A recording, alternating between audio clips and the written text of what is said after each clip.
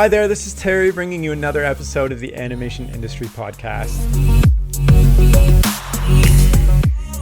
Here is a chat with filmmaker and stop-motion animator Adam Ciolfi. And what's interesting about Adam's journey is that while most people I talk to are currently in the animation industry, Adam actually left to pursue his passion for independent stop-motion filmmaking and has pursued a career outside of animation that lets him support that. So if you're thinking about pursuing the independent filmmaking route, this is an excellent listen since Adam shares exactly what it took for him to realize his dream and how he goes about filming production in his basement, which is quite incredible since his few short films have won something like 30 major awards from festivals all over the world and have been nominated for twice as many.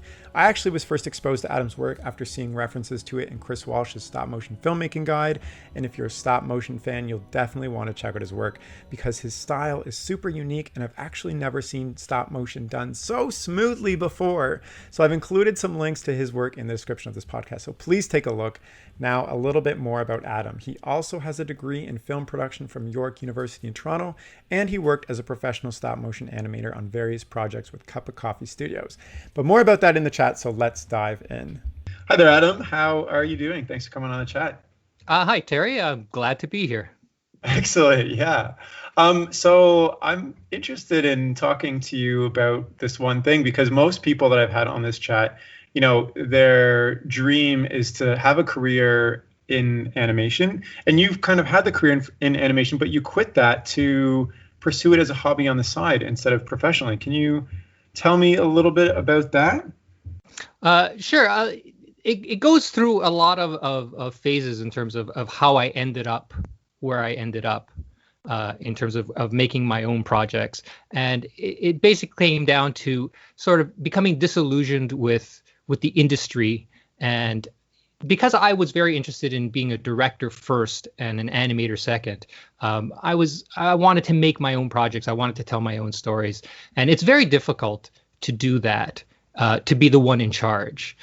Even if you rise within the industry in different companies, the majority of the work that you're going to do is going to still be for other people. If you want to actually be the one who is driving the story, like there's very few people that actually get that opportunity to do that. And what happened was, you know, after 20 years of working, I just felt like I didn't want to compromise anymore, and I just felt like I don't need to work in the industry anymore. I can just do this on my own and tell my own stories. And this way, you know, no one censors me. I can do any story I want whenever I want.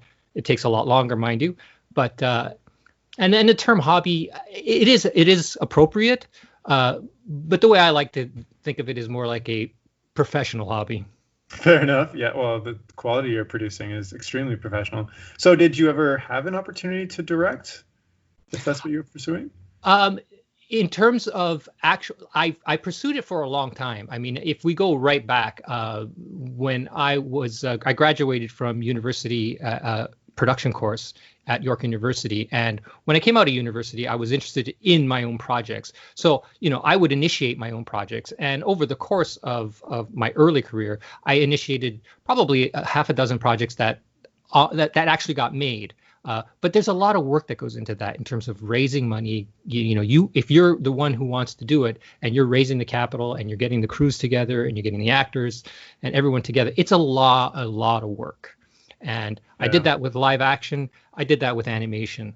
And today I'm where I'm at. And I'm actually quite happy doing what I'm doing now. So one more thing. You mentioned you became disillusioned. What was the illusion that kept you going, I guess?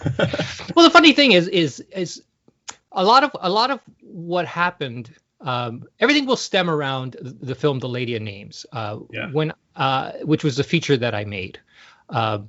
When I wanted... I guess I have to go right back to how I got to making that film and how that whole film, you know, ended up being the crux of 15 years of my life. So if you go right back to graduating out of university, what happened was as soon as I finished university, I wanted to make my first film, and I wanted it to be an animated film because growing up, I had done a lot of stop motion animation and I really loved it. And I thought I could get the most production value if I did something in stop motion as opposed to live action, because we're talking about 1989 here. So there's no there's no consumer video that's easy to, there's no digital, there's nothing that you can get that's cheap. Everything is very expensive. You're shooting on film, right? So film itself is expensive. If you're shooting 16 millimeter, 100 feet of film will cost you $200 to purchase, process, and print and watch and do your fine print from that. So it's very expensive. And the way I figured I could cut costs is if I did an animated film, I could be very, very conservative in terms of the initial money I would need to make the film. So what we did was I had a friend of mine, Mike Stokes, who was a screenwriter.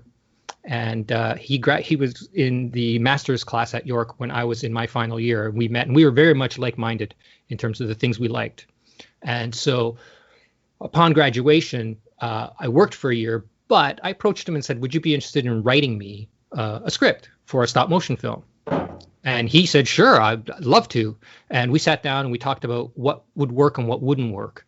And I told him a bunch of things that I swear he just completely ignored. I told him I don't, flying objects are hard to deal with.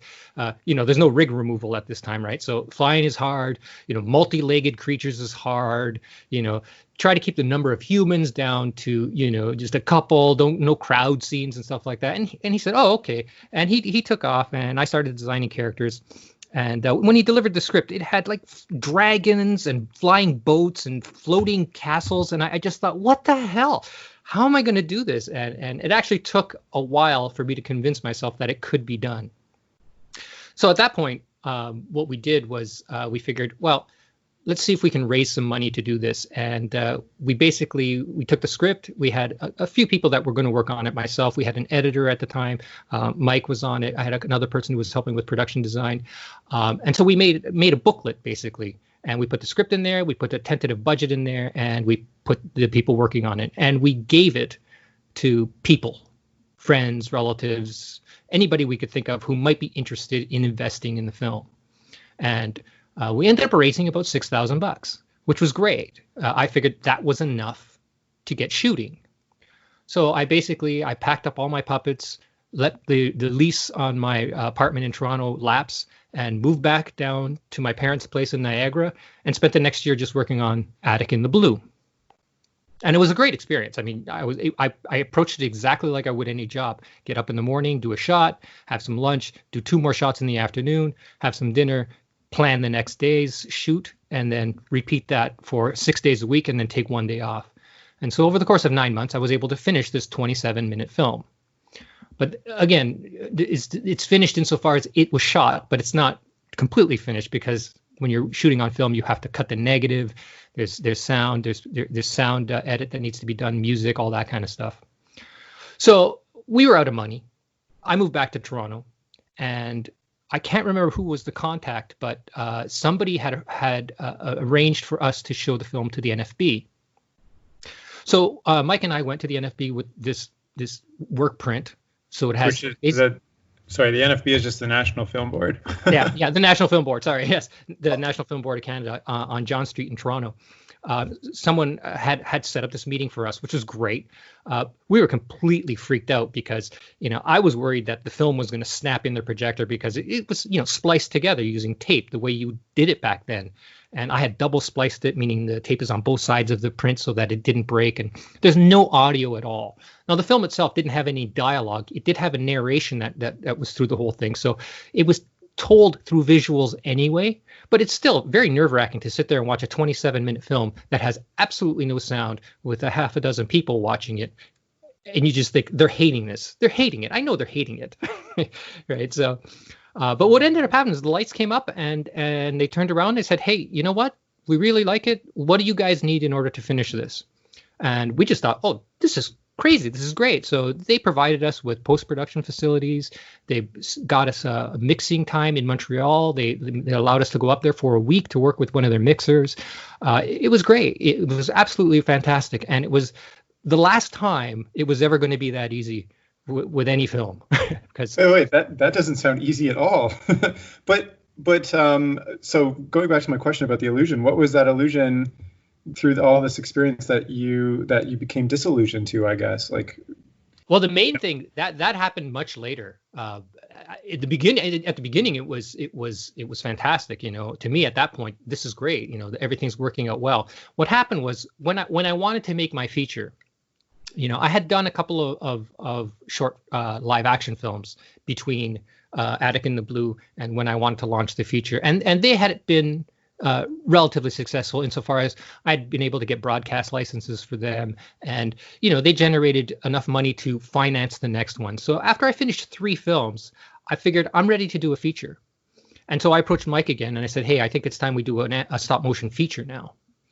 And so he went off and wrote it. I started working on puppets. And over the course of a year, I would come up with some designs, show it to him. He would say, I got a character that's going to look like this. He'd tell me, and I'd go and design that. And over the course of a year, we did that back and forth. And then he handed me the script. And at that point, we thought, okay, what's the best way to proceed? Because I really liked the script, and I had a half a dozen characters. And we decided, hey, why don't we shoot like a 2 or 3 minute trailer? So we went and did that, and used that along with the script to try and raise money. And we sent it to all of the Canadian funding agencies that we could find. At the time, they were Telefilm, Ontario Film Development Corporation, Toronto Arts Council, Ontario Arts Council, National Film Board, everything, as well as many production houses that we could find that would be interested in looking at it. But right across the board, we were rejected. We thought we had enough experience by this point to maybe convince people that we could do this feature. I mean, Mike had already had a feature film produced, and I had 3 films that had broadcast licenses, and I thought, okay, no, we should be able to do this.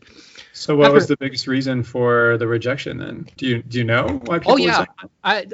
Basically, most of the people would say, we're not convinced that you guys can pull this off. This is really they should have just waited 15 years because exactly. Well, you hope that they would see past your inexperience at that point, because we were about 30 years old at this point, right? So we're not that young, but we're not that old either. And we figured, hey, we're up and coming. At least that was our perception of ourselves at the time. This is 1995, 96, somewhere around there. But essentially they said, no one's going to believe that you guys can pull this story off with the money that you're asking for. Now, if I remember correctly, we were asking for like $1.5 million. So we were actually trying to raise a real amount of money. But it's a lot of work. It is. And even for then, that wasn't a lot. So do you think when you were pitching this, they were sold on the idea and it being stop motion and the story, they just didn't trust you guys, or was it a little iffy all around? Well, no one ever mentioned stop motion specifically as being an issue. And we would go into meetings. I mean, we probably only did about a half a dozen meetings, but we would go in there and I would bring the puppets with me. They were camera ready. Right. And everybody was really intrigued by these things because, people who don't know stop motion puppets, when they first get their hands on them, they just love them. Right. Look at how posable they are. And these were, I had designed some pretty decent ball and socket armatures for these guys. They were all foam rubber, all fully painted, fully articulated. Some of them had faces that had paddles inside them so that you could do wild expressions. And I just thought, this is going to be able to sell them to say, look, we can do this and we've done this with no money. Imagine what we could do if you gave us money. That's essentially how we were selling ourselves. So no one mentioned stop motion as being a hindrance. But you also have to remember that at the time, aside from Nightmare Before Christmas, I don't think James and the Giant Peach had actually come out yet. At that time, there was no stop motion features. Like, this simply wasn't. You would know of the stop motion stuff that was on television at Christmas time and those types of things, but there was no features being made exclusively using stop motion.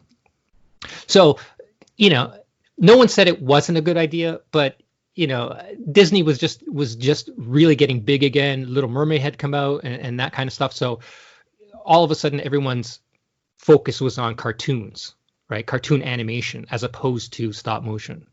No one's focus was ever, honestly, at that time, no one's focus was on stop motion. By that point, it was a niche thing. It still continues to be somewhat of a niche thing. It's much more popular today than it's probably ever been. But at the time, it wasn't going to happen. The thing is, I had invested two and a half years in this process now. And so I just figured, you know what, I'm going to go ahead and I'm going to start. So I set up basically in my basement and picked a scene that was the easiest scene in the film in terms of number of characters but had enough meat on the scene to show something.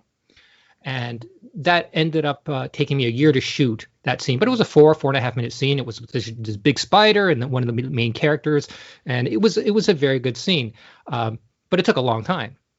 By this point, I finally had a frame reference system. I hadn't had anything like that in the past, and it was so exciting to be able to have video reference. I had the lunchbox, the Right. Toolworks lunchbox. I don't know if anybody remembers those. It held up. Pretty much every stop motion animator that's been on this has mentioned that. Yeah, Back in the day. It was crazy, but it held 11 seconds and it cost $3,000, and it was all standard definition. And if you unplugged it, it was gone. So it was a fun thing to have. But I mean, it was video reference. It's all that mattered, So wait, while you started this, were you also working on the side in animation? I was actually doing motion graphics for news at the time. So my shift was such that it was really, really conducive to working on an animated film. I was working from 2 till 10. And so I had my mornings off and I had my weekends off. So I would get up at 8. I would animate a shot every single day, Monday to Friday. I would go down and I'd shoot another shot. And I'd always pick stuff that I knew I could get done. Shots that were 3, 4, 5 seconds long at the most. Usually dialogue scenes, not big action scenes with multiple characters. Something simple. So I would shoot every morning. And then on the weekends, I'd probably shoot a half a dozen shots. That is insane, though. Like, so you wake up at 8, you shoot for a few hours, then you go to work for a full shift, and then come home and I guess hopefully sleep. How do you keep that drive going for so long? It does wear on you, and but when you start seeing the results, it can motivate you as well, right? Now you got to understand at this point, I was still under the impression that I was going to produce enough material this way to convince someone to let me do it full time, right? See. So everything was a means to an end. With the Lady of Names, that like I said, everything over a 15-year period revolved around that film. And after about a year and a half, actually, a colleague of mine actually said, "Hey, there's this company. I just went to talk to them, and they gave me a tour of the place. You should go talk to them because they do the same kind of animation that you do." And I mentioned you to them, and they said you should give them a call. I said, "Oh, okay. What is it?" And they said it's Cup of Coffee Animation. And I went, oh, okay. I'd never heard of them. Again, this is 2000 now, January 2000. So I gave them a call. And now, again, my thought process was maybe I can get them interested in helping me with my film, right? So I gave them a call and I spoke with Dave Thomas, the director there. And they were very small at the time. I think they maybe had a dozen people there at the time. They had 6 very small stages. And he said, you came into the studio and you're like, these guys are gonna produce my feature film. That's how I was thinking at the time, and it may have been completely ridiculous to think that way, but my drive was very much, I'm going to make this thing one way or another. And so when I went there to look around, I just thought, hey, you know what? They have some facilities here. This is pretty interesting. Drop everything, guys. Drop everything. I've got your next project, right?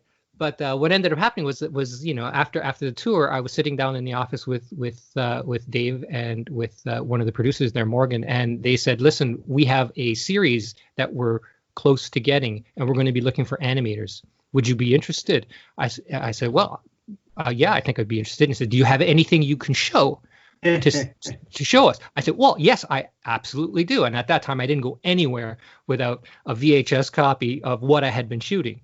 And because of where I worked during the day, I had access to editing equipment, so I could actually cut this stuff into a fairly professional manner. So I threw the tape into a VHS machine, and we watched this 4.5 minute scene with this giant spider and this woman being chased by it, and this whole dialogue scene between her and the Troll King and all this stuff. And 4.5 minutes goes by, and they look at Dave and Morgan look at each other, and Morgan says, "Well, I guess he doesn't need to do an animation test," which I find very flattering.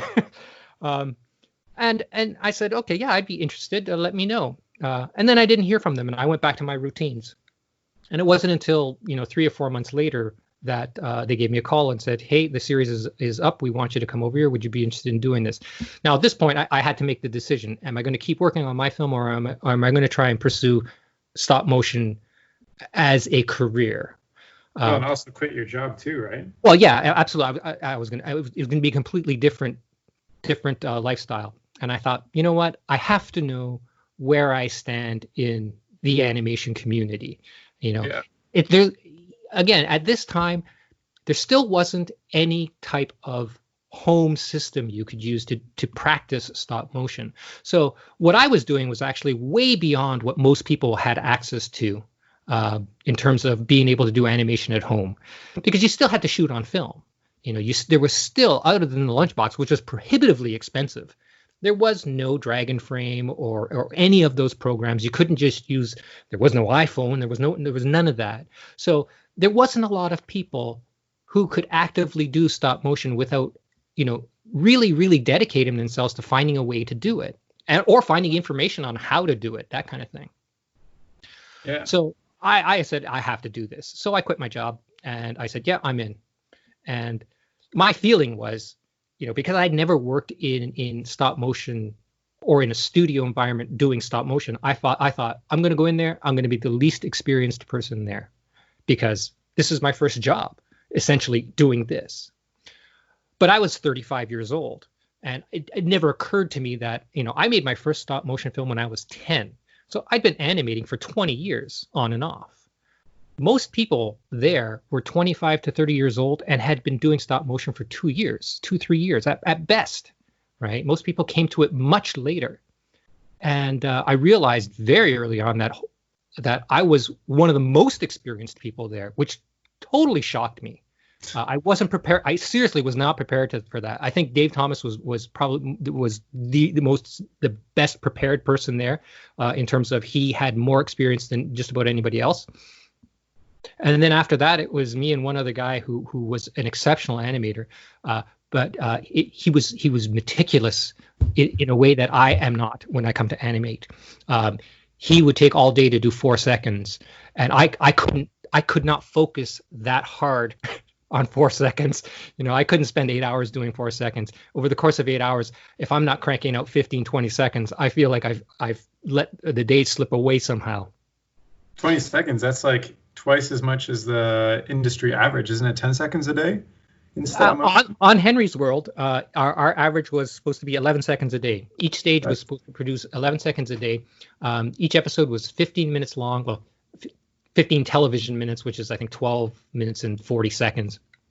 Gosh. And so, yeah, we had 10 days for each episode. There were 12 half hours, so 24 episodes in total, 24 shorts. What happens if you mess up a shot and you spend half the day? Then you picked it up the next day, or you stayed until you got it done right. But what ended up happening was, other than the first week when things were just sort of ramping up, I was pretty much hitting my quota of 11 seconds right away. Like after the first week, I was hitting my 11 seconds every day. And after the first month, I was surpassing it pretty consistently every day, to the point where I was doing 20 seconds a day on average. Now, you got to remember, in a series like Henry's World or any series, there's a lot of scenes that are just exposition, like two characters talking. So you can actually crank through those scenes fairly quickly if you know what you're doing, especially now where the video reference system there was superior to the lunchbox. So you figured out how to copy frames, paste frames, how to, hey, I can have the head turn to left, and then I can just copy and paste those frames in reverse, and then copy and paste those frames again in forward, and that gets me 3 seconds with only having to animate 9 frames, right? So you learn all these little tricks in order to, because it's series television, there's a deadline. You can't spend the kind of time that you would on a feature, for instance, where you'll go do a pop through at 8 frames or even 12 frames. And then you'll do an 8-frame pop through, and then a 4, and then a 2, and then a 1, before you launch your shot. So that shot is so perfect by the time you get to shooting it on ones. With series television, it's get in there, shoot it, and get out, right? And as smooth as you can make it. But if there's a pop here or a pop there, they'll live with it because they're on a deadline, and everything. So the films you make on the side, I mentioned as a hobby before, but a professional hobby, you know, your animation is superbly smooth and like everything is perfected. And how did you feel versus what you're doing on the side to now working where there's deadlines and, you know, a pop in animation is acceptable? Did it feel the same? Did you feel fulfilled with this? I did actually, and the reason probably is the more you animate, the better you get at it, and the more you know how to animate. And you know, if you want to become a good animator, you know, I worked on that series for 10 months. I was animating 8 hours a day, 5 days a week. Plus on the weekends, I was animating my own stuff. So I was probably putting in 60 hours a week of animation for 10 months. If you want to be a good animator, you put in that amount of time, you really, really develop a lot of, you develop mad skills sometimes. Like you don't even need to look at your video reference for 5 or 6 or 7 frames when you get that confident in what you're doing. See, I was fortunate insofar as I always say this is fortunate, but I could be wrong, but I think it was really good that I learned to animate before there was anything like video reference. Because you really every animator without video reference has said that so far. Is that right? On the podcast. Yeah, it's completely true because you learned how to move things in 3D space without any reference other than what you had right in front of you, and you started to learn how much you needed to move things. And you got to remember, when you're shooting on film, you would shoot for 2, 3, 4 weeks sometimes before you saw anything of what you shot. You know, so I remember when I was shooting on Attic in the Blue, it would take me a month before I saw anything. Yeah, and you wouldn't know. You just move on to the next shot without knowing if it was good, if it was bad.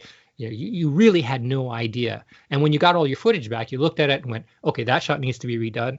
You know, oh, look at this.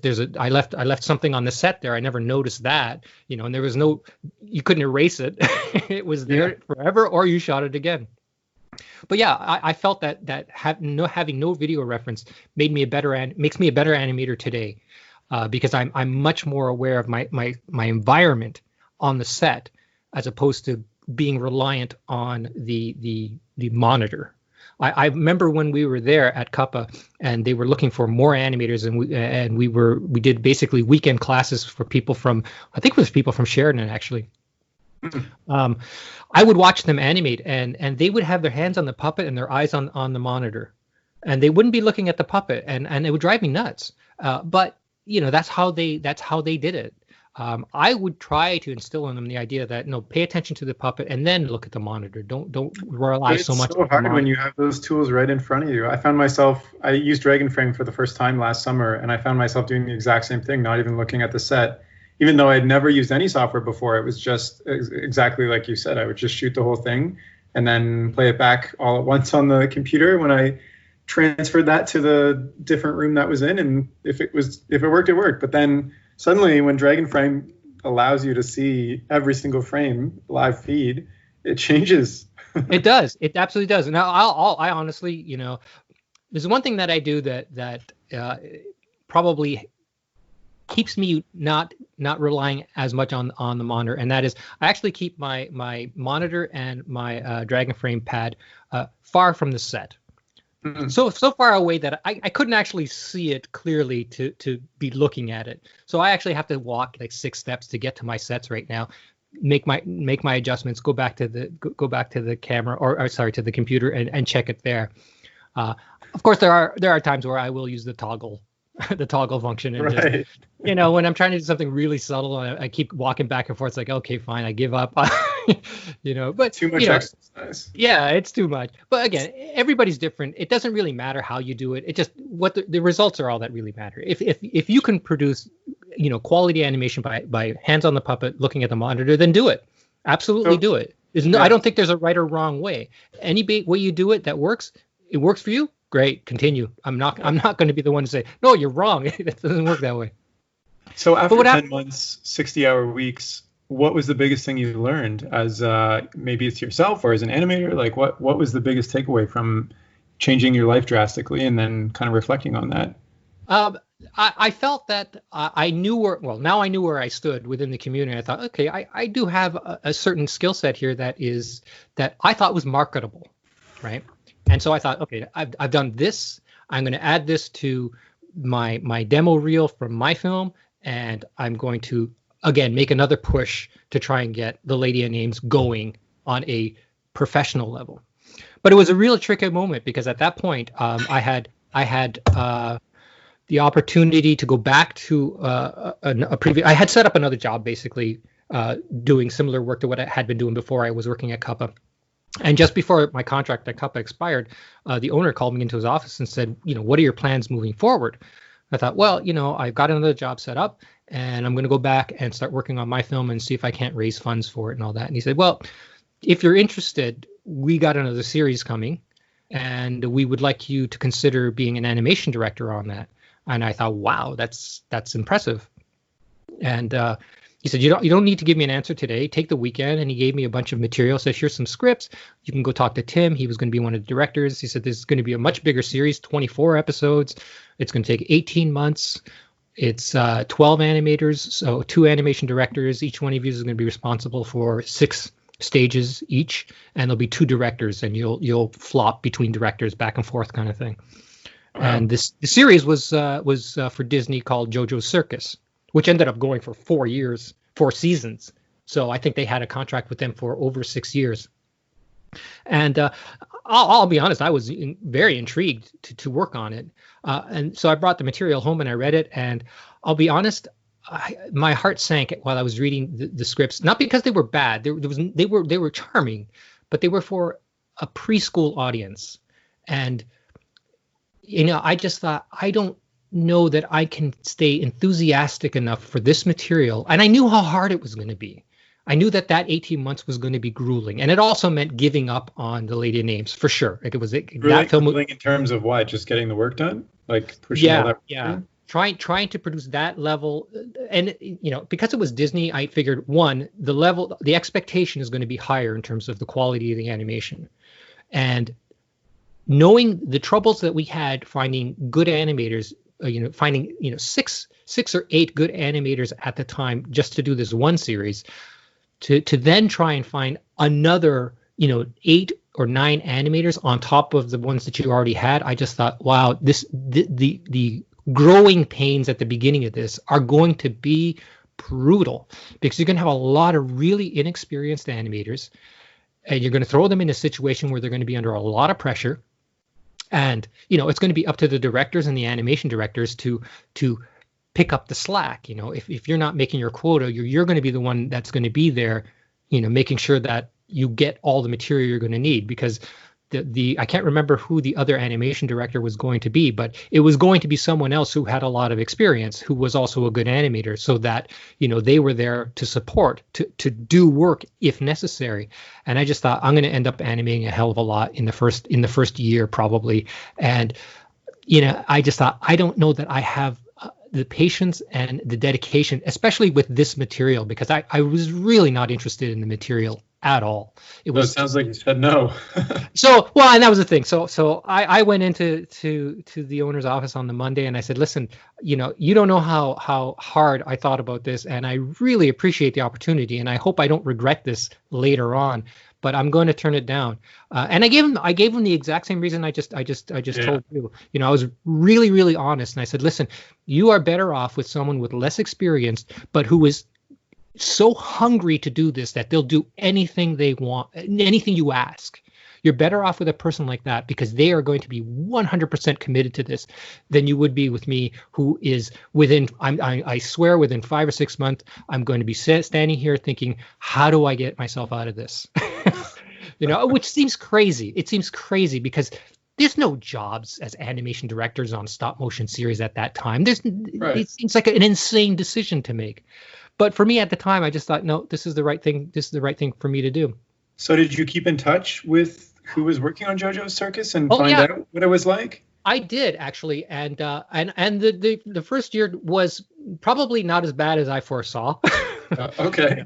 But I did end up actually freelancing with Cuppa for a number of years after I left. On JoJo? I did some of the interstitials for Jojo's Circus. I think when they were launching the first season, I worked on 12 of the commercials for them. I think I did them over the course of 3 weeks. But I was also doing stuff for them. They would call me in to animate a television commercial here, or they did a short Molly Lou Melon, Stand Tall Molly Lou Melon or something. I came in and did some animation for that. I did actually for 6 or 8 weeks. I had a break in work, and I just said, hey, I'm available for 2 months if you guys need anything. And they were finishing up on the Fisher Price Little People series, and they said, hey, well, if you're available, we wouldn't mind if you come in and did some animation on this series. I went, okay, great. So I figured I was just going to go in and just cruise through 2 months of easy animation on the Fisher Price Little People. And what ended up happening was the animation director at the time, nice guy. I can't remember his name, but he was a really nice guy. I talked with him for 2 days, and then he disappeared. And they came to me and they said, oh, he has mono. He's out of commission for the next 2 months. And I went, oh, that's terrible. What are you going to do? And he goes, well, we were wondering if you'd like to take over as animation director for 2 months. Sounds like this is all a big coincidence. It was like, oh my God. So I did it. I didn't know what the series was really. Wait, where were you working that you had a break for 2 months before this? What happened was where I was working went on strike. Oh, okay. They were locked out. What were you doing? Again, I was working in news. I was working as a motion graphics director in news, and there was a lockout, and I figured it was going to be a pretty long lockout, and literally, we got locked out on the Friday. I was working at Cuppa on the Monday, so there was no break for me. I went into there and I worked there for 2 months, and I think 3 days before they opened up. The lockout ended was my last day at Cuppa, so I basically didn't stop. But again, that was 6 or 7 weeks working on that. And by this point, Cuppa was getting really big. They were doing that. They were doing Jojo's Circus. They were doing a Celebrity Deathmatch. They must have had about 150 people working there at the time. So it was pretty impressive setup. There were a couple of different floors in this building, and you'd walk around, and I knew a lot of the people there because I had kept in touch in one way or another. My sister worked there as well on the administrative side, so I was privy to a lot of what was going on there. But I was also still working on my film, and it came to a point where I was getting calls a little too often, I felt, and I thought, you guys, you got a lot of really talented animators over there. Why do you keep calling me? And so slowly I stopped taking the freelance jobs there. It's just simply because, it was I didn't need to do it. And I didn't feel like I was gaining anything anymore anyway. From that. It sounds like you kind of went through the testing learning phase with those 10 months, and then you reached maybe a state where you were pretty happy working on your own stuff and then working your motion graphics job during the day? Yeah, pretty much. And the thing is, at that point, I was a faster animator, and I was working a lot on my film. And by the time 2009 rolled around, I had finally finished all the animation on my feature. So it was 9 years of animating on that, because it's a 79-minute film. But again, at the time, I probably animated close to 95 minutes of material.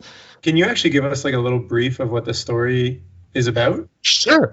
The Lady in Ames is about this librarian who is kidnapped by this character called the Troll King. The Troll King lives in a fairy tale world, and he has his two henchmen kidnap this woman. She's a librarian because she knows the names of all the fairy tales.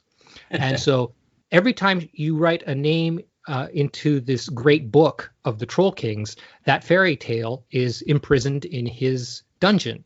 And once every fairy tale's name is written in that book, then the Troll Kings will be the only story that people will know, right? And the whole thing is she gets kidnapped, her love interest makes his way into the fairy tale world, and it's all about how what he has to do in order to rescue her. But she ends up being very proactive heroine. It was kind of interesting in that regard, but it's basically their two journeys to finally meet up again at the end, and they free all the fairy tales. So nice. It's a really ambitious story, and it was a very nice story compared to the stuff that I'm doing now. It's like a complete 180.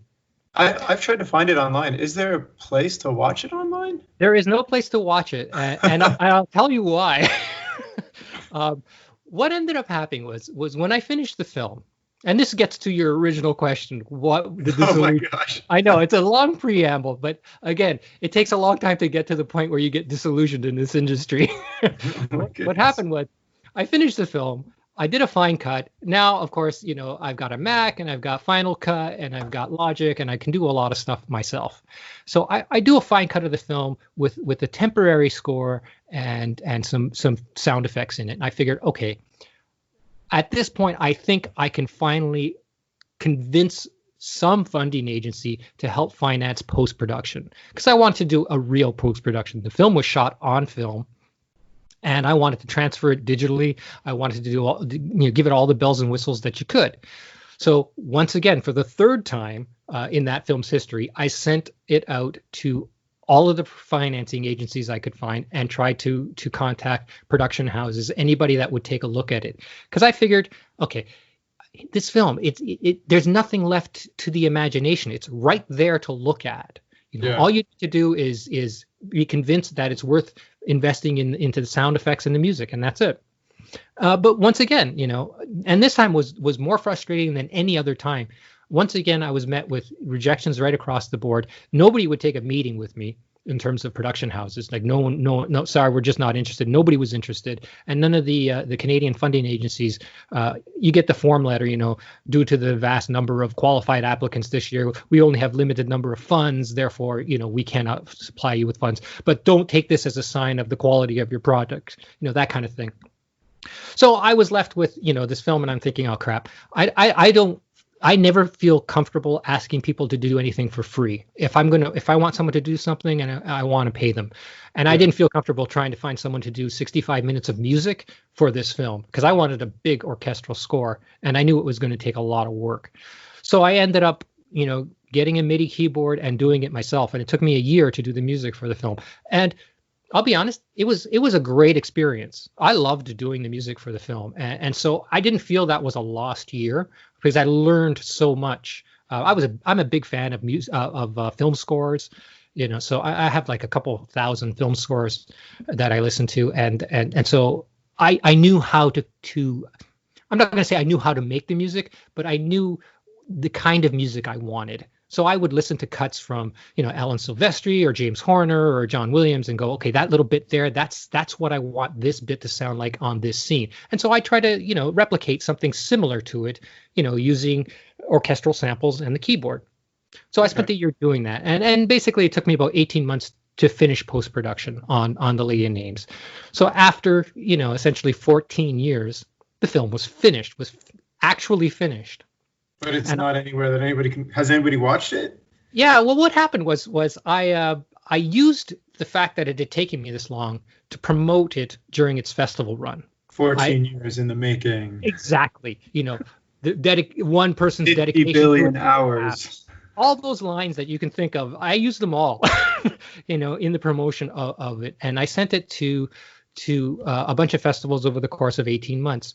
And it did really well. It played in over 60 festivals around the world. It won 9 awards for Best Animated Feature. Most of these were mid-sized festivals, no big ones. Like, it didn't play at the Toronto International Film Festival or Cannes or South by Southwest or anything like that. But, it played at decent-sized festivals all over the world.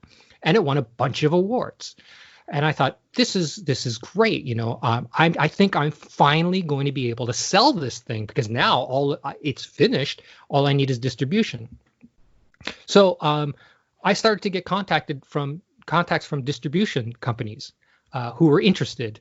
Because a lot of distribution companies will send people to, not to small festivals, but to medium and large festivals. They'll send people out and to see how people are reacting to certain films, and they'll take their notes, and then they go back to their corporate office and they say, hey, this film got good reaction, this film got good reaction, and then they decide whether they want to, take a look at it or not. And so I got contacted by, a few distribution companies regarding The Lady in Names, and I thought, this is great. And most of the offers were charitably saying they were awful, But there was one company. Actually, they were all awful. I would hand what does awful mean? Like, well, let's put it this way. They were offering basically pennies on the dollar for every DVD that was sold. So if you sold a DVD for $20, you might get 10 cents from that $20. And to me, I just thought that's ridiculous. Now I would send these contracts to a lawyer. They would look at it, and every single one. I think there was only 4 contracts that I had them look at. Every single one, they would come back to me and say, "Do not sign this. This is a terrible contract. This is a terrible. Every single one. This is a terrible contract." And so I would try to go back to these companies and say, "Well, listen, I spent a lot of time on this film, and there's a lot of stuff in this contract that doesn't make any sense in terms of deliverables." And this is something that is not as complicated today as it was. And we're talking 2011, so it's not that long ago that we're talking about, like 9 years ago. At that time, we were already into a digital era. And these guys were asking for a 35 millimeter blow up of the 16 millimeter master. And I just thought, what in the world do you need a 35 millimeter print of this for? You're never going to show this theatrically. You don't need this. Why are you asking me for this? And they wanted me to pay for all this, mind you, right? Oh so my the list of deliverables was going to cost me somewhere between $50,000 and $60,000. And on top of that, this was the worst case scenario. This company was asking for $40,000 up front from me in order to start the process. And I said, well, wait a minute. What do you need $40,000 for? The film is the asset. Shouldn't you guys be, 1, paying for the deliverables, and 2, using the investment on the deliverables? You can pay that off through the royalties that I would have gotten from the sale. And they're like, no, we don't do it that way. Sounds like they make money off of you, who's eager to get their film out there, and it never actually does anything, and they make money in the end. Exactly. And I basically said, look, you're asking me to invest in another $100,000 in this film. I said, I paid for every aspect of this film. Now, it didn't cost me that much to make it if you consider the fact that it was amortized over 14 years. But still, I still had paid for it all. I said, you want me to invest $100,000 in this, and you're offering me basically 10 cents or 5 cents on the dollar. I said, what? In order for me to break even on a $100,000 investment, you're going to have to ship 300,000 units of this film. I said, what in your library can you use this as a comparable to tell me that you can ship 300,000 units of this film? And they gave me the song and dance. Well, there's nothing that we can compare it to. This is a unique film. All this kind of garbage. Oh my gosh! And I said, well, look, let's say you could ship 300,000 units, and I and that's gross revenue, right? There's no way that you would see that your 100,000 right off the top. But let's just say, for argument's sake, that you could move those 300,000 units. I said, in gross revenues, that's $6 million at $20 a pop. So you're going to walk out of this with $5.9 million, and I'm going to break even? I said, that doesn't seem right to me. And the person at the other end said, well, don't you want your film to be seen? And I knew right there. I knew right there. I said, that's it. I said, you guys. I said, I would rather lock my film in a closet and have nobody ever see it than have it generate $6 million for you and me not get a penny. Is your film just locked in a closet now, other than those? I can look over my right shoulder and see the closet that is locked in. Oh my gosh! Well, at least put it up on the internet somehow so people can watch it. I want to see it. Well, and that's the thing, and that was the point too. That was the disillusion point right there. That's when I said I quit. I said, I'm not doing this anymore. It also sounds like you had some pretty bad experiences where you invested an insane amount of your own time and resources and got essentially was nothing out of it, and that's why I say at that point I said I quit. I don't want to work in this industry. I don't want to be a part of this industry. I'm not making another film. I'm not doing this anymore. And I meant it at the time. So now that you've said that and lived that, do you have any regrets of wanting to experience anything from the professional industry? I don't. I don't. Working with a team, or I don't know, being around other people that are stop motion animators all day as well. There's a good sense of community in terms of that. I still work part-time, doing the same sort of motion graphic work that I've been doing for a number of years. And I work with animators, 3 days a week right now. And so I still have access. They're just not stop motion animators, but people who work in graphics and in design and in animation, they're very creative people, and I have a great experience working with them in that environment. The best thing about the environment that I currently work in is that I'm not invested in it on an emotional level. I do it as work, and my biggest concern with and the reason why I turned down the job initially at Cuppa for Jojo's Circus was I didn't want stop motion to turn into work. I was going to start hating stop motion, and that's not something I really wanted to happen. I knew that it would become something that I would dislike at some point, and then so I didn't want that to happen. And like I said right at the beginning of this, if you want to be the one telling the story, it's really, really hard. If you want to work as an animator, you can get work as an animator, I think you can find the places, and whether you get to do stop motion, or whether you get to be an assistant, or whether you're doing a different kind of animation or something peripheral to stop motion, there's work to be had. You can find it. But if you want to be the one telling the story, to be in charge of the story, there's very, very little chance of that happening easily. You really have you considered hiring a small team to create something instead of doing everything yourself? I don't think that way anymore. I'm really happy doing the films that I do myself. And I mean, the way I got back into it was after I had locked up The Lady in Names, which I do actually intend to finally release probably within the next 2 years. But that's only because things have come around, and I'm 2 years is a long time. Well, and here's the other thing. I've always said, it's a shame to have spent 14 years on something and nobody see it. I mean, other than the few thousand people that saw it during its festival run, But what happened was after about 18 months of not thinking about making a film, not doing anything, I was like lying on the couch. And I was watching this horrible movie from 1962 called The Brain That Wouldn't Die. And it's about this. Yeah, it's a terrible movie.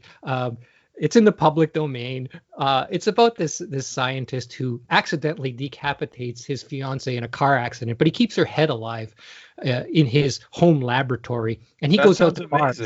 Yeah, well, it's a crazy black and white, low budget. It's fantastically bad.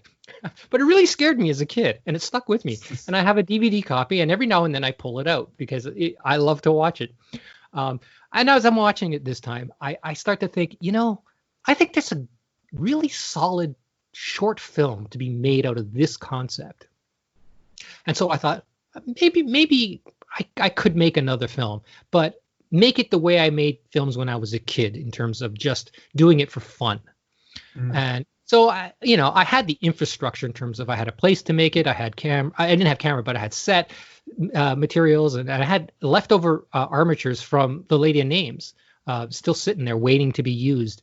And I thought, you know what? All I need is a camera body, a couple lenses, and drag and frame, and I'm ready to go. And so for an investment of $1,000 essentially, I could be up and running in basically a week. So I thought, you know what? For my own purposes, I'm going to just do this. And I had no agenda. I wasn't looking for work. I wasn't looking for distribution. I wasn't looking to impress anyone. I just wanted to do it because what had really happened with The Lady in Names was that I was angry at the industry, but I never stopped wanting to make films. In the back of my head, I still wanted to create material. So I thought, okay, I'm going to do this. So I sat down on my computer and I literally typed out the script in one sitting. And what I ended up shooting was almost essentially that script. And it took me about 2 years. I spent about 8 or 9 months in pre-production, sculpting characters, building sets, and it's a pretty simple film in terms of one location, one character that could walk, and one character who's just a talking head on a table. So the animation-wise was going to be very simple, but it's very dialogue-driven. And I spent a year shooting it, and when it was finished, it turned out really well. I finished it, and I literally, the day after I finished it, did the fine cut and the final mix. I looked at it and went, yeah, it's good. And I threw it up on YouTube. No thought to anything else. Just I'll throw it up on YouTube, see what happens. And I thought, you know what? There's probably some festivals out there that would show this, even though it's on YouTube. So I started to research festivals, and I ended up sending it out to about 40 festivals. It got accepted into 40 festivals, and it ended up winning, 4 awards for best animated short. And I thought, wow, that was a really enjoyable experience when you took all the pressure of doing it with an agenda out of it. I just thought that was a lot of fun. Yeah, that was a lot of fun. And when I was getting to the end of shooting, I had another idea for another short film, and I thought, you know what? This is going so well. I'm enjoying myself. I'm going to do another one right on the heels of this one. And that one turned out to be Hive. And that one I knew was going to be a little bit more work because I was going to build everything from scratch. So I didn't build any new armatures for Broken. I didn't, everything was old material. So with this one, I was building new skeletons. The designs were were original designs, not based around pre-existing shapes, because the characters in Broken, the main character, the robot character, was just based around the armature that I had. So whatever it was going to be the shape of whatever I could fit in that armature. Whereas with Hive, it was going to be, there was no limits. I could design characters any way I wanted. And so that one took the same amount of time to make. There was a little bit more time spent in pre-production, but animation was really quick on that one. I think I finished the animation. That's another 10-minute film. I finished animating in about 6 months. And for some reason, those puppets were really easy to animate. They were, to this day, they were the easiest puppets I've ever animated with. And I don't know why. I was concerned going into it that it was going to take me a long time because they're sort of insect characters. So they have they stand on 2 legs, but they have 4 arms, right? And I thought, all those arms, keeping track of where they're moving and all this stuff, and it's going to be a disaster. It was the exact opposite. So much fun to animate those guys. Strange. And as I was getting to the end of that film, I thought, you know what, this I'm really enjoying this, and I had another idea for another film, and I hadn't even finished this one, and I had the idea for the next film, which turned out to be Filth. And the funny thing with Filth was I thought, these Broken and Hive are very message-driven films. I'm trying to make a point about something. Broken was about love and loss. Hive was about extinction and religion. And I thought, big concepts for a short film. And I thought, you know what? I want to do something that is just entertaining. And I based the whole script around, I wanted 2 puppets to have a fight scene at the end that ran for like 2.5 to 3 minutes. I just wanted 2 puppets to beat the crap out of each other. But I wanted the fight to be realistic in terms of its presentation. I didn't want over-the-top fights like a Marvel movie or Celebrity Deathmatch or anything like that. I wanted the fight to be as if it was really happening, so that by the time the fight ended, the characters are bleeding, and they're struggling to stand up, and they're breathing heavy and all this stuff. Something completely different than what you would expect with an animated fight. And so I basically wrote the script backwards from that fight scene. And Filth was the most fun I've ever had making a film, like hands down. I was laughing half the time when I was animating because of what I was putting these characters through. Because, the film starts 20 seconds into the film, somebody gets shot in the head. 40 seconds into the film, a rat is eating that person's brain. It's just, and it just goes and goes from there. Every scene has extreme action. And when it was finished, I thought, this is the best thing I've ever done. And because of that, I decided I'm not going to put this online right away. I'm actually going to try and hit up some of those festivals that won't accept films that are already online. So I ended up sending it to about 80 festivals, and it had the best festival run, but the most schizophrenic festival run I've ever had for a film. What does that mean, schizophrenic? Well, what happened was it ended up playing in about 40 festivals. In those 40 festivals that it played in, it was nominated for awards 21 times. And of those 21 nominations, it won 13, most of them for either best short film of the festival or best animated film. That's pretty good. I was, it was like I said, in terms of festival run, that was the best I had ever done with anything. But it was also rejected by 40 festivals, like flat out rejected. And I found that to be so odd that half of the festivals that it played in, it got awards in, but it was rejected by half of the festivals that I had. Oh. So I just thought that's so weird. The most frustrating thing with its festival run was that it never played in an animation festival, and I entered a dozen of them. Weird, yeah, that's even. And I found that very, very frustrating insofar as you want your animated film to play in front of a crowd that appreciates animation. And I mean, I could only look at it in two ways. It's either one, the film is long for an animated film. It's 15 minutes. And animation festivals tend to would rather show 5 3-minute films than one 15-minute film. That makes sense. Yeah. But, quality will often, cause them to change their mind if they want. Which led me to my second idea, was that the content is pretty extreme for an animated film. Filth has a lot of profanity in it, and it has a lot of violence. And while the violence is somewhat over the top, thank God it's in black and white. The film in color is a sight to behold, because I shot the film in color, so I know what it looks like in color, and I look at it and I think it's fun in black and white. It's gross in color. I mean, because the blood is all black and white, you don't get the sense of how red the screen is covered in blood in some of those scenes. I mean, the fight scene at the end takes place in a morgue. There's dead bodies on tables and stuff like that. It doesn't look like that when you watch the film. If you watched it in color, you get a whole different sensibility from it. But I think the festivals it played in were like horror festivals. Absolutely. It played in pretty much every horror festival that I entered, it got into. And a lot of times it would play as the short ahead of a feature that was, an extreme feature kind of thing. Although in one festival in Michigan, this is my all-time favorite screening. I never got to go to it, but I just appreciated the irony of it. It screened ahead of The Bride of Frankenstein, which I thought was perfect, because when I was making this film, there's a lot of references to The Bride of Frankenstein in it. The female character in it is based on Elsa Lancaster. I was actually using pictures of her when I was sculpting her, my female character, brain rot. I was using her character from Bride of Frankenstein to sculpt her face and her appearance. My main character, my big brute guy, I based on Boris Karloff's stature in Bride of Frankenstein, or the Frankenstein monster. So there were a lot of references to Bride of Frankenstein to start with, and I didn't know that anybody would pick up on it, but this one festival picked up on it and put it ahead of that film, and it was just fantastic. So that's why I say, I became so disillusioned with the industry that I didn't want to work in it, but I still wanted to make films. And I would say that the last 8 years, I've had the most fun making these short films, more fun than I had in any of the years that I had when I was trying to actually get productions going. And even though, those productions, the early stuff all got broadcast, they won awards, they did all the things, and I was actively working, they don't shine a candle to this stuff. I just love the stuff that I'm doing now, to the point where now I'm working on my next one, which I was going to ask you what's next, but how many have you made in total now?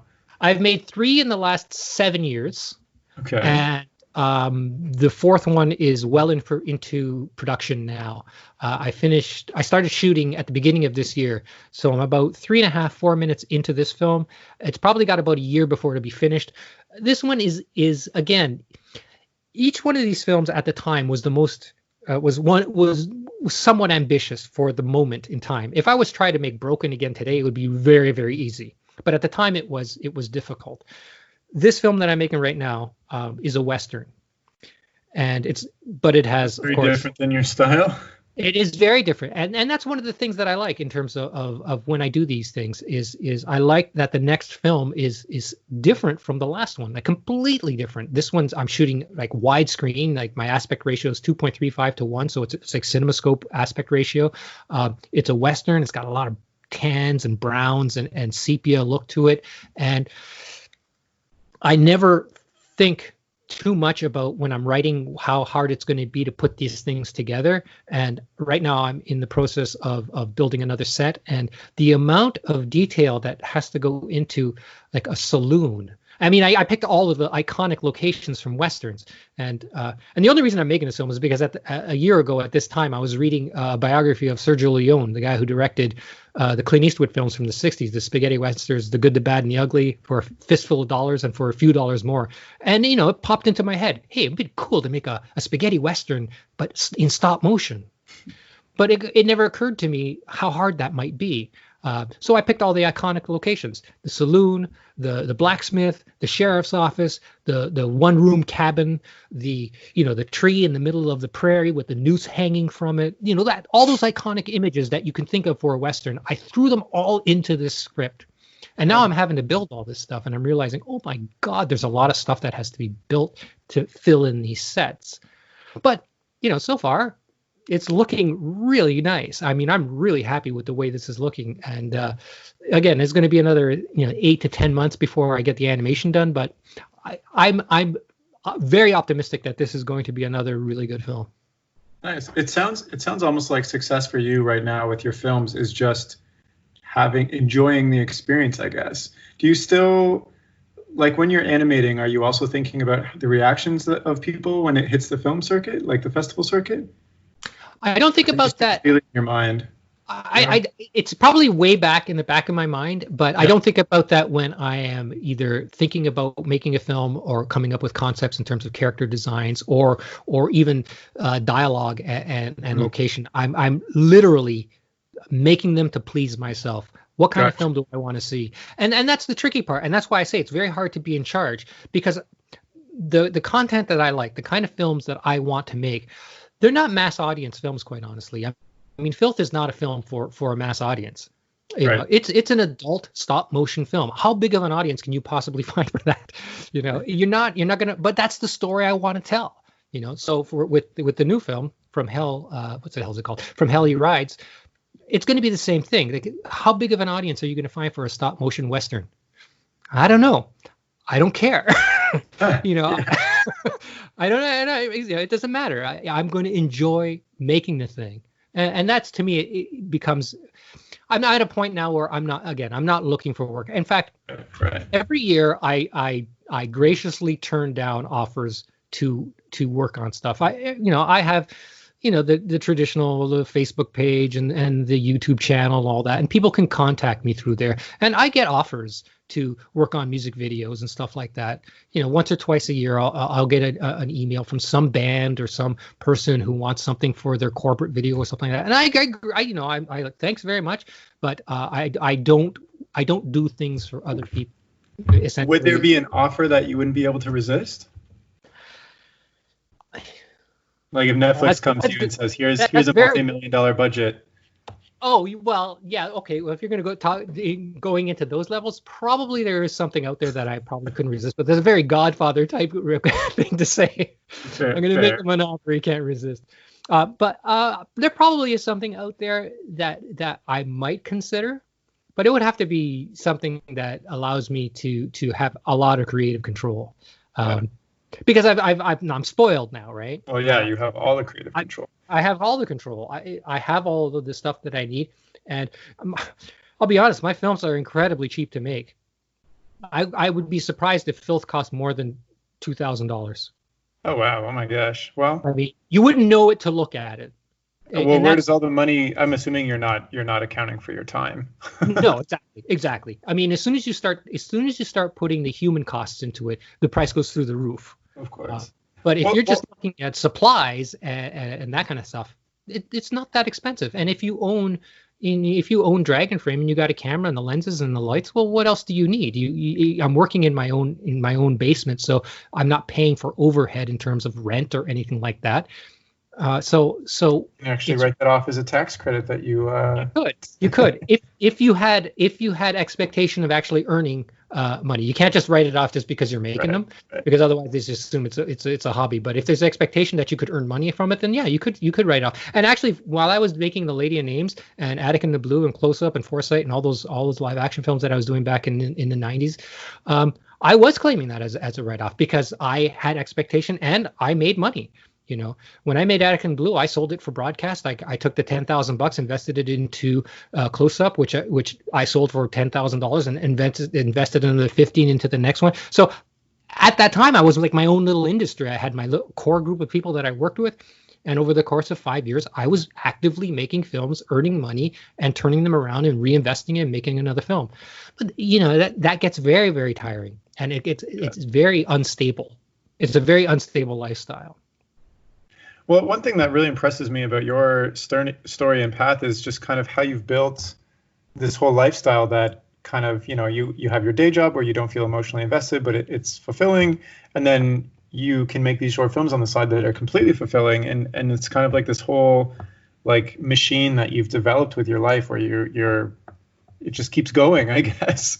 It does. And as long as my back and my legs hold out, Yeah. I'll probably keep doing it for at least another decade. Well, one thing that comes up pretty frequently on this podcast is people saying they wish they had more time to invest in their own stuff while they're working in the studio and whatnot.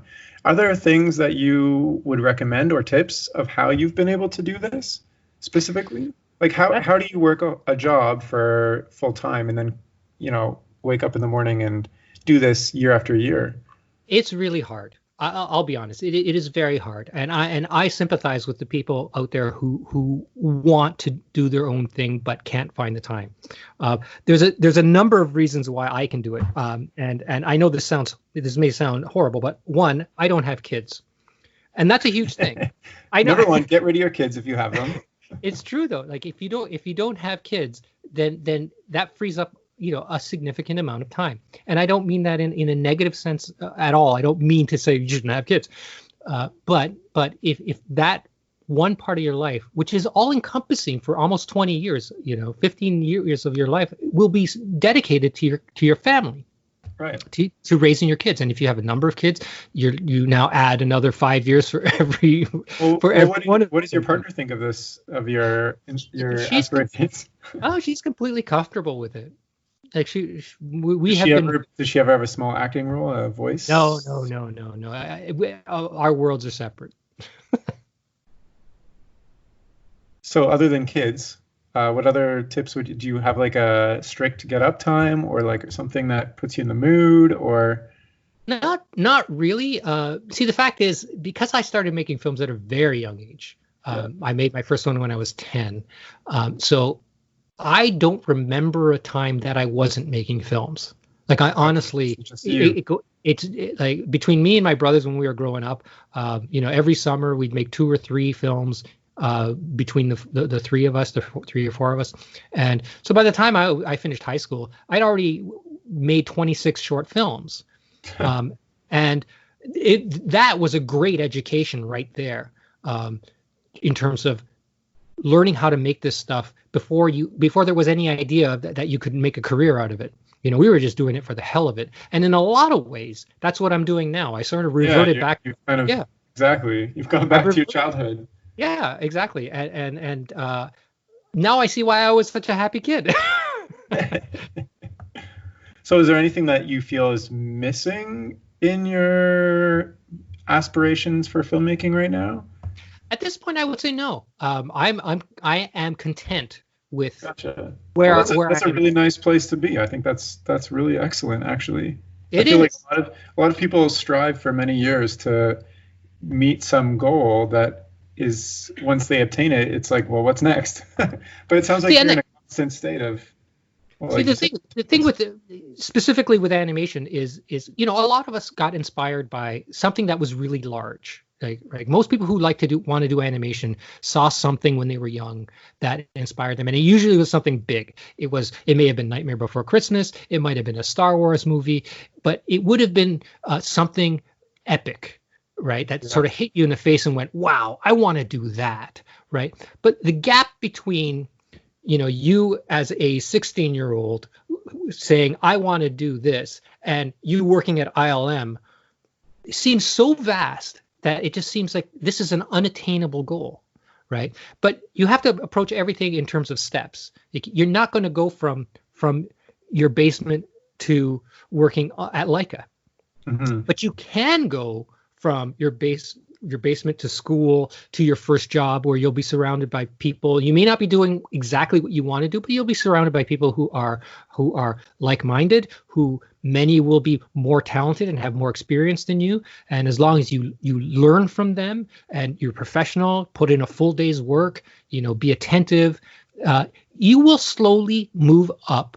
As long as you have the abilities and the talent and the dedication, you will find yourself moving up over time. People get disillusioned very quickly And it happens in everything. It's not just filmmaking, but in any aspect. Like, people get disillusioned when things don't happen fast enough, and they think, why am I not further along?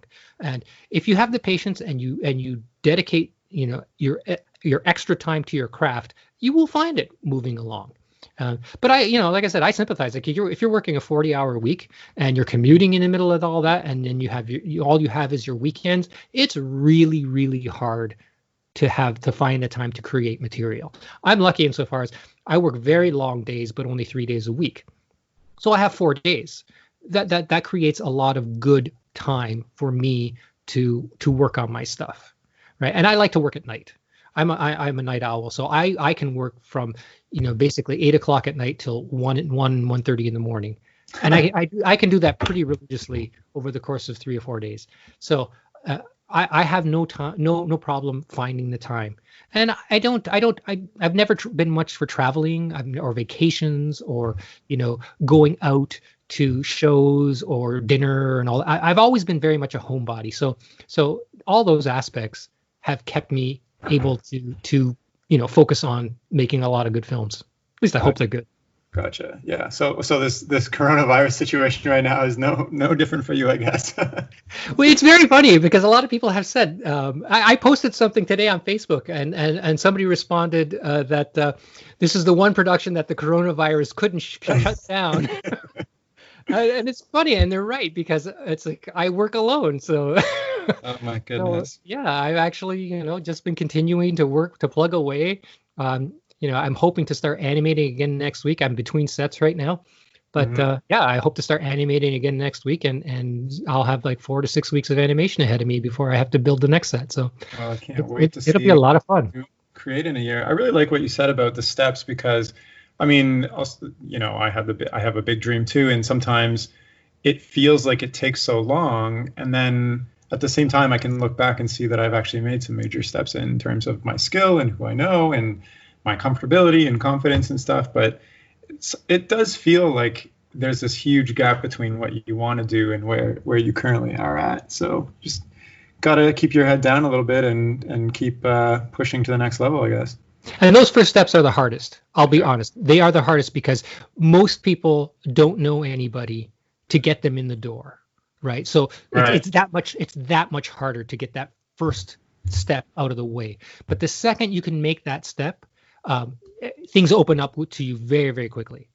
Because now you know more people, and they know people, and as soon as you start to know all those peripheral people, you start to know, you get your ear to the ground, you start to hear, oh, I hear there's going to be work over there, I hear there might be work over here, and as long as you're willing, again, me, I was never that interested in being mobile, running around, moving from city to city, chasing one job or another. I wanted to be able to stay in one spot. And that's huge when it comes to animation, especially stop motion. If you want to work in stop motion, well, you're going to have to move around. You're going to have to be comfortable with the idea of moving around, because the work is, it's in Portland, it's in the UK, it's in Los Angeles. These are the places where the work is. It would be nice over time if working at home, if that could happen. But with something like this, and that you need the infrastructure of a studio, you need to have everything all in one place, and those places are few and far between. So if you want to work in certain areas, you got to live in those areas. Yeah, well, I feel like it depends on the caliber too. Like, for instance, there's Kevin Perry, who's all over social media, and he does everything with stop motion out of his house, but he's not working on films, or, well, he used to be working at Leica, but he's not working on films or TV productions anymore. He's doing like branded stuff for social media. So I think the options are changing and opening up more, which I think is amazing. But yeah, you're right. If you want to have work on a production, there's no way you can do that at home. No, it'll never happen. But yeah, and again, you have to know what it is you want out of things. If you're happy doing branded segments for other people's companies, hey, again, there's work to be had. There is work to be had. Every individual is going to be different. And like I said, me, I'm kind of stubborn. I don't want to do stuff for other people. I'm stubborn that way. I want to do my own thing, and that's that. And if it means that I'll never make a penny out of it, I can live with that. That's fair. That's totally fine. I like that a lot. And I like that you you go so hard at it too. Like your films, there's so much polish that you don't see in even a lot of TV production stop motion. So yeah, but you also have the luxury of, if that's what you want to do, you can do that however long it takes you or whatever it takes. So that's true. And then go ahead. Oh, go ahead. No, what I was going to say is the biggest thing is knowing when to stop. Because I actually have conversations about this, because there are people that I work with who follow on a weekly basis what I'm doing, and the biggest question they always have is, well, how do you know when a set is ready, or how do you know when a sculpt is ready? It's like, you don't really know. You just kind of have a feeling for it, right? Because there are people you can get caught up in the minutia. I remember reading how Peter Jackson would have in Lord of the Rings, every closet was filled with all the stuff that Bilbo would have in his closet, even though we're never going to open the door. Well, what the hell is that good for? That's ridiculous. I would never do that. I storyboard my stuff right down to the last shot, and I put my camera down on a set, and I look at what is going to be in shots, and then I fill the set with only as much as I need to build. And that's it. Well, and I guess in productions, time is time says you can't work on this anymore. But yeah, that's good to have as well. Do you have any final advice for someone who, they dream of working in stop motion or on their own, directing their own films, and they're not sure where to start out, or they're still dreaming of being a director and they're currently working in a studio? I would say, follow that dream. I mean, my experiences are my experiences. They're not going to be the same for anybody else. Just because, what I went through did what it did to me, doesn't mean that you're going to have the same reaction. In fact, quite honestly, you never know that where you're working right now might not lead you down a completely different path that you weren't expecting, but you find way more fulfillment out of. So, just keep on doing what makes you happy, and hopefully it'll work out for you in the end. Yeah. Was there anything else you'd like to share to wrap it up, Adam? No, I just I hope that if people have listened this long, that they enjoyed what they heard. You'd be surprised. I'm still listening, that's for sure. Well, then, if that's all, then thanks for coming on the chat, Adam. It's been a really great pleasure to have you and to learn about your entire journey of living the dream. My pleasure, and be safe out there. Thank you. And if you are listening and you'd like to follow Adam's work or get in touch with him, you can do so by reaching out to him through his website, Twitter, YouTube, or Facebook. And I'm going to include all those links as well as the ones to his short films in the description of this chat. And that is all for now. So thanks for listening. Okay, bye.